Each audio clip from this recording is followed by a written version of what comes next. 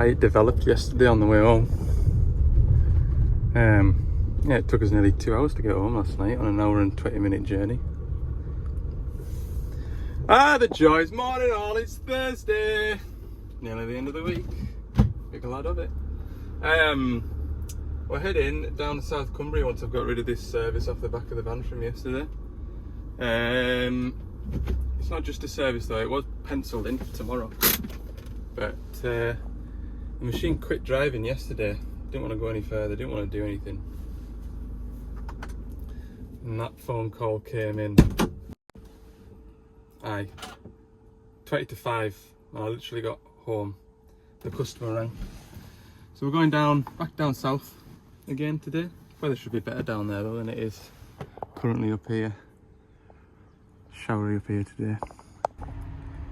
Well, we made it. The van only conked out once, so that was better than expected. Okay, this shovel is sort of not parked up, it's abandoned. What happened to this machine stopped driving, didn't want to drive. This one's the CVT, it was booked in for a service tomorrow. So I've got the service kit with me. I had a look on the telematics last night and there's nothing to suggest why it won't move. Oh, now then.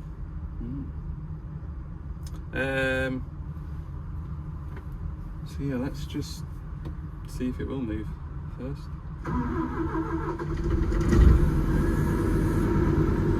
Fires up quite happily. There's no error messages on the dash. Park brake is on. I'll make sure of that. No, it's not. Right, look at that, it won't.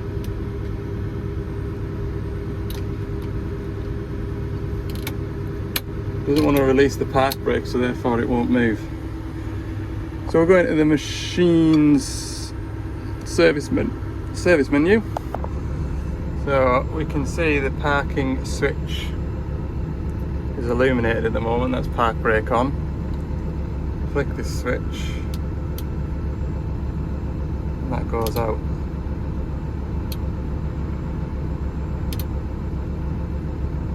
However, further up the screen we've got the park brake pressure switch. Where do you see that? There, park brake pressure switch.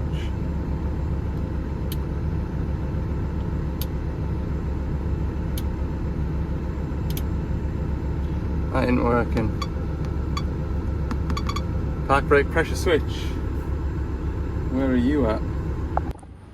Okay, this is pure speculation. This machine has once before had an issue with the plugs that connect the machine harness to the cab harness. They've had moisture in them.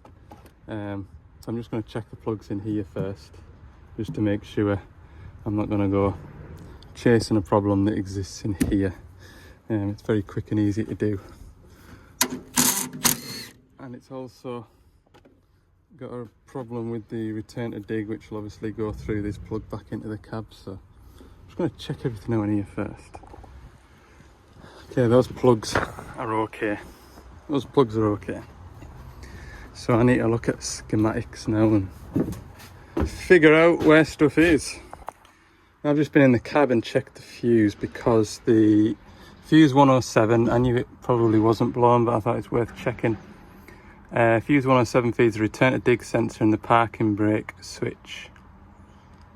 Which, now that I've said it, I suppose the switch is working, we've seen that. And the pilot cut off switch, so I know that my joystick's working. So therefore, yeah, my park brake switch is working. But we do have a fault with the return to dig, which is lower on the priorities. We need to get this machine moving first, don't we? So I'll keep looking. Okay, I'm making progress. This is the park brake valve over here. On the far side we've got a park brake pressure switch, and on this side here we've got the park brake solenoid valve. Oh. If you look at the minute, we've got no power, and that's because the park brake is applied. We flick the switch, we now have 28 volts. But I don't think that coil is pulling the valve across, so therefore the park brake pressure release pressure switch is getting the pressure. That's my assumption. Right, I tried to take that coil off, but I can't get it off. It's like seized on.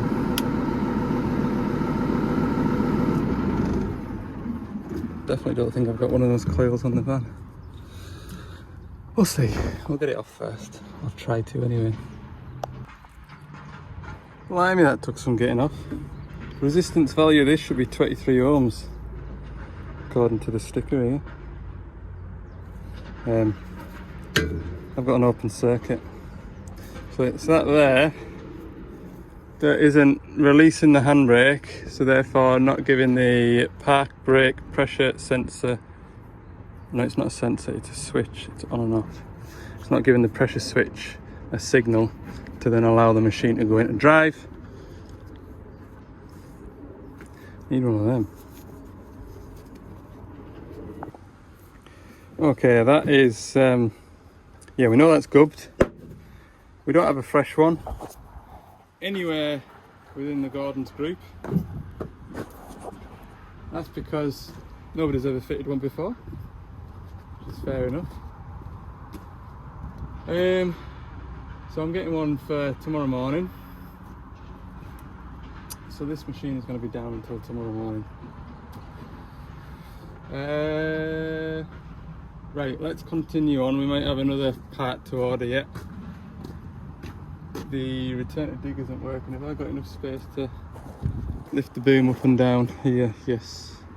Right, I'll have a square up of tools, put covers back on in place, and we'll get that sorted. Okay, we're all put back together. The return to dig isn't working, are they? Not 100% sure. I'm sure it's a bucket angle sensor that had an error code. But basically, when we lift the boom up, pull it into the D10, it should lift up to the point where it weighs, which is that sensor there. There's a receiver sensor on the loader arm. So when the operator's loading wagons, he just pulls the lever back once, it lifts up, weighs the load that's in the bucket, and then lifts it up further and tips it into the body of the lorry. But it isn't doing that apparently, so we will confirm that fault. I'm pretty sure I'm far enough away from the van not to scoop it up, although would it be a disaster? Probably not. Okay, neither return to dig functions want to work. The bucket leveling doesn't work, and the boom lift up height. So when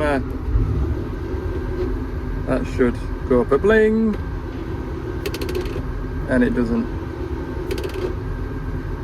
Same with the return to dig, so when the bucket's tipped over like that, we should curl the bucket once and it should return to the flat position or wherever we set it. So to set these up to whatever height you want to, let's say if you're loading hoppers all day, you're not concerned about weighing the bucket, you can have your hoppers set at, say,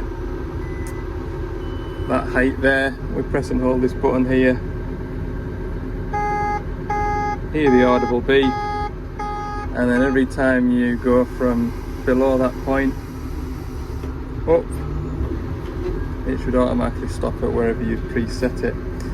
Looking at the angle sensors, its angle sensor bucket A is reading weird. Look, the loader arm up boom sensor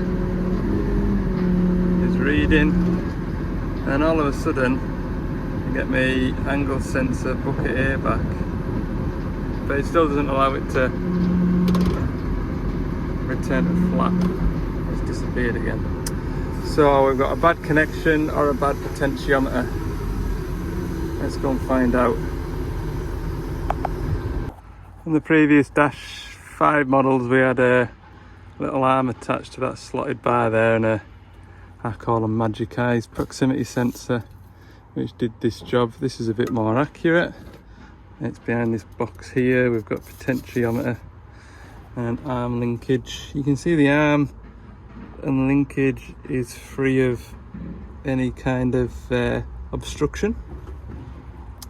However, looking up at the top there where the wiring is, there's a bit of muck in there, so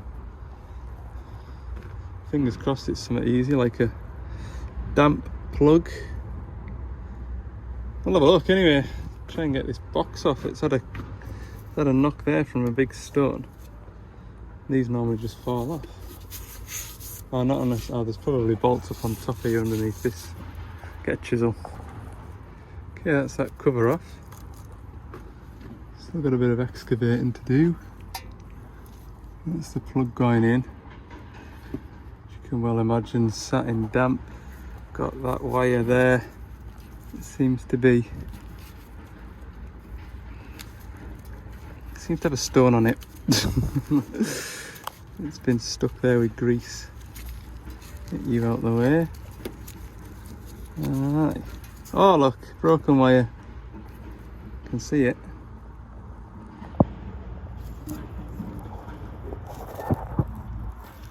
There. Is that a broken wire? Looks awful like it. Well, I misspoke.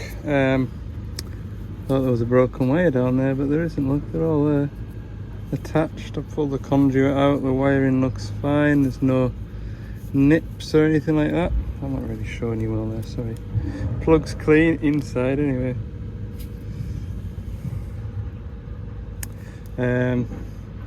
Yeah, we'll go and look at it's a bit rusty in there. You do wonder if the potentiometer's taken on a bit of water. Look, plenty of grease. Look. Anyway, we're going to have a look at a schematic. Okay, I've had a look at the wiring from the angle sensor down at the bottom all the way up to there, and then across and down. There's no damage to the wiring where rocks hit it or anything like that. That is still not reading right, this one. But no,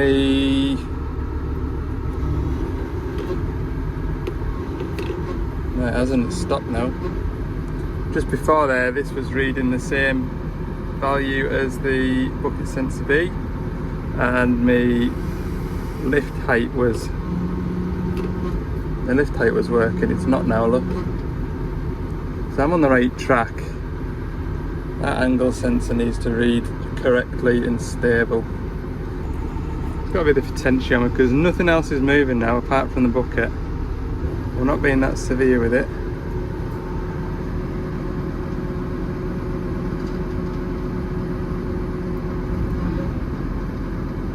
Gone. Slowly bring it back around without that jerk this time.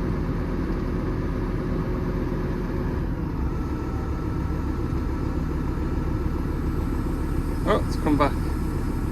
Now you can't say that was a jolt in the wiring, can you? Yeah, I've convinced myself while I've been on the phone. I've been doing it over and over again, and every time I reach maximum bucket curl, I lose it.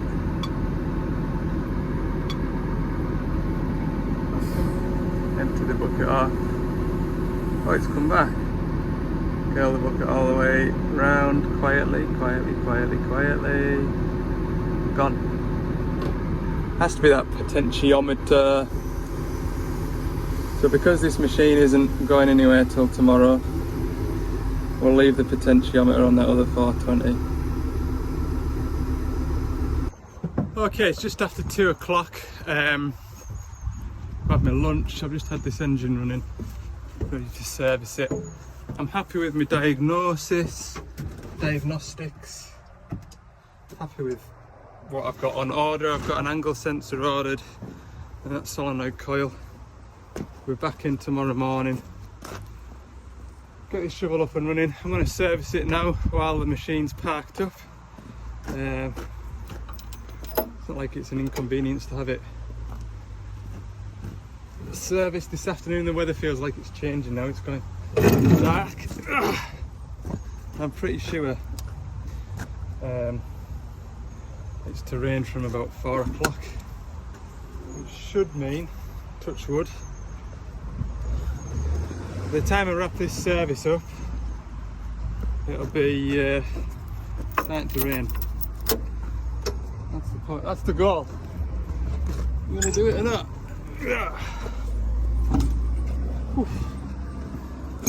Okay, let's get on with it. Tidy case tractor there, look.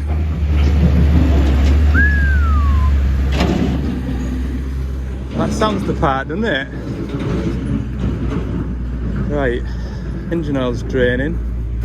What did I come here for? Engine oil filter, please. Thank you. So in the last video I serviced a 420 CVT. Exactly the same service, 1,000 hour. And I just showed you all the filters going in the filter bin because I was lazy. Sorry. This is where the engine oil filter lives. All the filters drain off over here. Fuel filter 1, fuel filter 2. So it isn't identical to the last service. The last one was a -5 CVT shovel. And this is a -7, so it's got a nicer fuel filter arrangement. I prefer this fuel filter arrangement. It makes a lot more sense, this fuel filter arrangement. It's good, it's good. Okay, let's swap these over. Oh, it's all going wrong. Pulled up there and says, you any experience with bell dumpers? I said, I've never even sat in a seat of one. Why? What's happened? Oh, well, the good dumper's broken down. I says, oh, don't tell the boss till 10:30 tomorrow and I've got this fixed. They're getting that old Volvo dinosaur kindled into life. Handy to have a spare dumper in it. And a spare shovel. Although it isn't really a spare shovel that they've got. It just means that shovel's doing two jobs rather than one. Ah, dusty. Right, anyway, I've got these filters swapped over. Ta-da! I know, absolutely outstanding work. No, we just pump away on this. Look at the bubbles coming out of there. I always do it like this. Oh, I'm gonna tumble back. Right, this is about 5 minutes of sore wrists, so we'll crack on. Yeah, she goes, sports fans. Big Volvo to the rescue. Filters are bled. I'll go and grab my pump now and we'll pump some oil into the engine. Oh, I don't think I've shut the tap for the oil. Engine oil still running out. Well, it was. It's funny, I brought 60 litres of engine oil with me. Forgot these don't take 48 litres, they take 36. So that's good. 20 litres of oil just came for a ride out today. Lovely. Engine oil will go in and I'll go and do the pilot filter. Let's do the pilot filter next. Just in the pilot filter and the pump's run out of oil to pump, so good timing that, I would say. Where did I put that other drum of oil? Back door. Tell you what, this if anybody is servicing load and shovel for the first time, don't park at this end of it because everything to service is at that end of it. But I don't want to park at that end of it and block cars and stuff in and be in and out of the van shifting it for folk. Where's my half full drum gone? Oh, that was the half full drum. Oh, well, that makes it difficult to judge how much to go in it now. Might have to babysit this one for a little bit. Oh, I had a half full drum which would have had around 15 litres in, which would have made me 36 litres of engine oil. Obviously I haven't measured it, it could have had 17, 18 litres in. I just know it wasn't a full drum.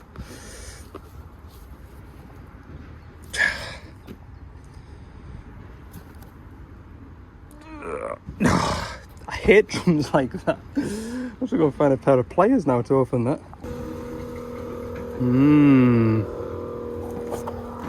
Pumping out the toilet. Smells delightful.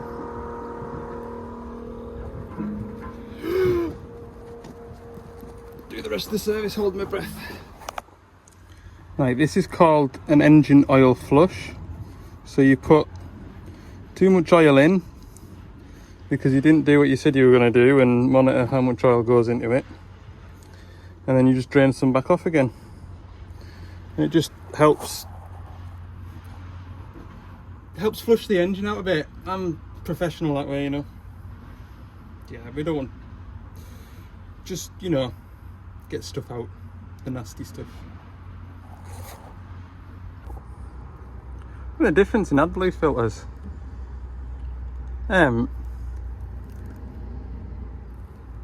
Must just be the dusty conditions, I don't know. It's never had any AdBlue issues, this machine. We're on 5,000 hours now. It's, what is it, 23 plates, so it's 2-year-old. The AdBlue filter always comes out like that on this shovel. Most of them are slightly discoloured, but not as chalk and cheese as that. Anyway, pop the new one in. Yeah, a bit there. AdBlue breather filter. Done it, people. I can hear my works phone ringing. This isn't going to be good news, is it, this time of day? Well, that's the shovel serviced. You haven't seen the rest of it because I've been on the phone to my better half, but I can assure you, cab filters are done. Engine oil's done. Oh, look, we need to nip this back up after I turned it off with my fingers. See? You're never really done, are you? Never really done. Oh, I'm not showing you. God, I feel like my camera skills today have been horrendous. Getting a bit of build up of muck. I'll get that alloy wheel cleaner from Scrub. See what it's like on the wheels, look. When I got my van back from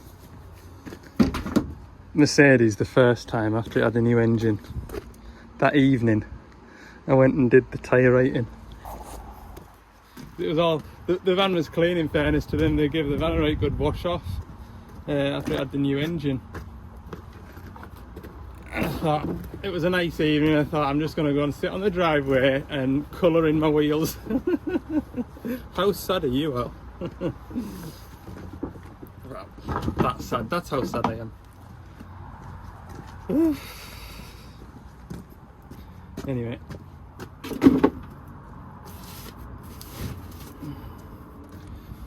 Still haven't needed me the new Pulsar boiler suit yet. I should just put that one in the bin now, shouldn't I? It's done like. It is. I mean, it's not done, but there was a rip. I've ripped it there, look, can you see? Don't know what that was on. There's definitely one on an elbow somewhere.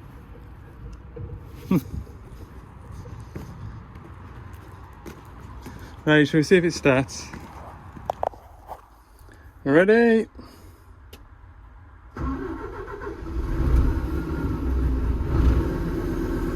Oh, winning. Well, it's 4 o'clock. I can't exactly take this for a run down the quarry and back, so I'll pack my van up. Meet you back here tomorrow morning. Don't be late.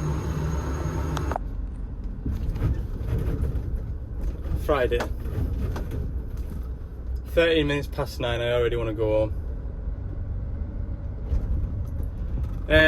So, plan for today was fit the solenoid coil, fit that angle sensor on that shovel, come back to the yard, sort out that AGR cooler, which I still haven't done yet, and get that foaming and frothing over the weekend, wash that out on Monday, give the van a wash with me scrub cleaning products, and go home at 4:30. That was the plan. Angle sensor never even left Doosan Cardiff. Cheers. The solenoid coil That ended up on the wrong wagon and ended up in Newcastle. So haven't got that. That shovel's down, that shovel's needing to be worked. So now I get to go up to Dumfries depot, up to our yard, and rob a solenoid coil. We've got an angle sensor in stock at Castle Douglas. They're taking that down to Dumfries as we speak. So it's going to be lunchtime before I get to this shovel. It's going to be 2-3 o'clock before I finish my work there, and then it's going to be 4:30 before I'm back up in Carlisle. Fridays. Right, well, it's not been a bad run up here. Made decent time. I was expecting it to be a bit later than it was. So, apparently this solenoid coil is the same as a fine swing solenoid. There's a 235 in the yard that's got some parts missing off it.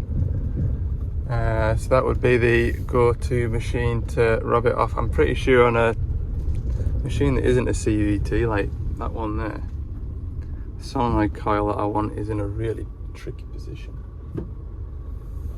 So, go and find this 235. That 420 CVT is going out. I can't rub it off that one. 380's got one. But I'm pretty sure, oh, maybe the 380's not in a bad spot. I'll have a look. Yeah, it's right there on the 380, look. Super handy to get to. Whereas on the 235, it's at the end of that wire there, which is removing this cover to get to it. So 380 is going to get rubbed. There we go, as easy as that. And to be fair, I won't need to come back and fit that because it's so easy to get to. Anybody could do it. Here comes my last part. Believe it or not, he's probably done 50 or so thousand more miles than me, and his van hasn't had a new engine yet. And we're off. Bye diggers, bye Dumfries. Let's go. 1:10. In an ideal world, in an ideal situation, I'd have been back at Carlisle now. Not starting the first job of the day. Just goes to show you, doesn't it? Like, I'm now the bad guy, aren't I? I work for the dealer. Dealer promised us this shovel will be back up and running by lunchtime tomorrow. Here I am arriving at lunchtime. These things happen, people. I, as much as the customer, want to see this machine loading wagons, alright?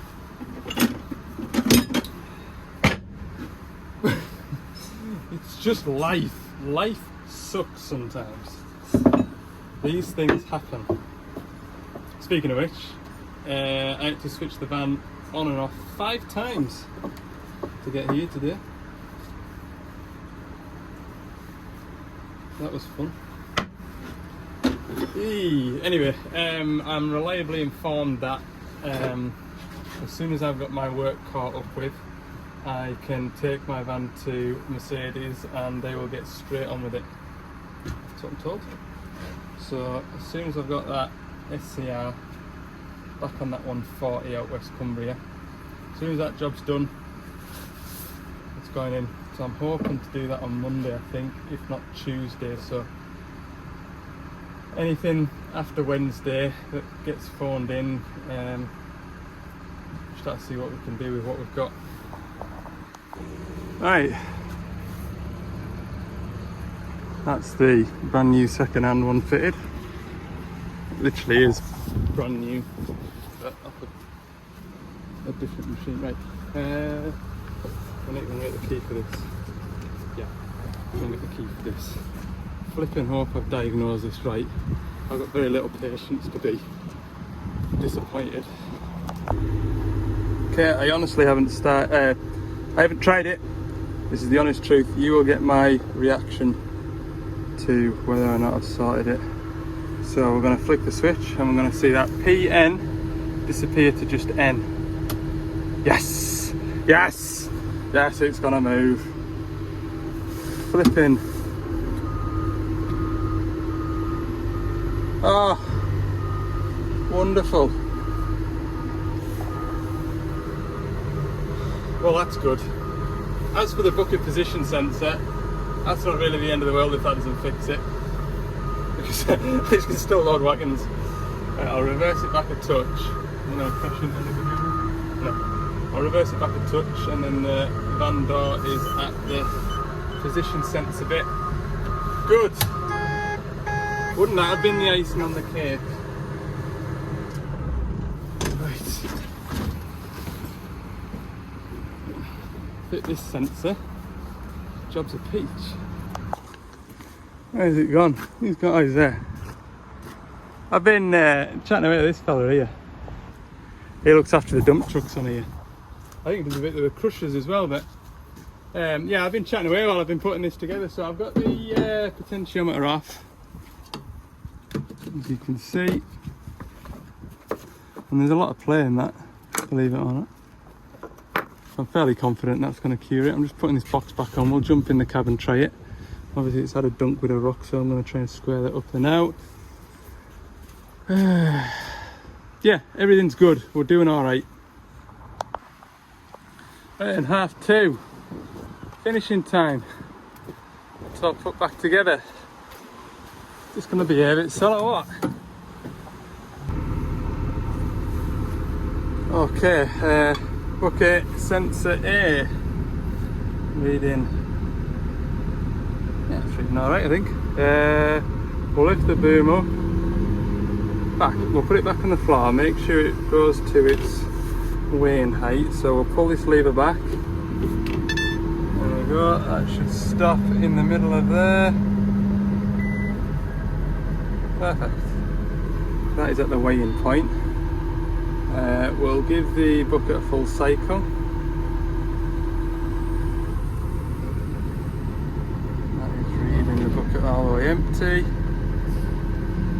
Curl the bucket back round.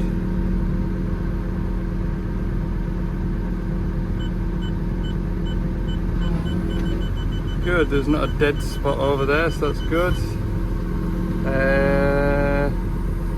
Right, what we need to do now is see if it returns to flat. Hey, it does.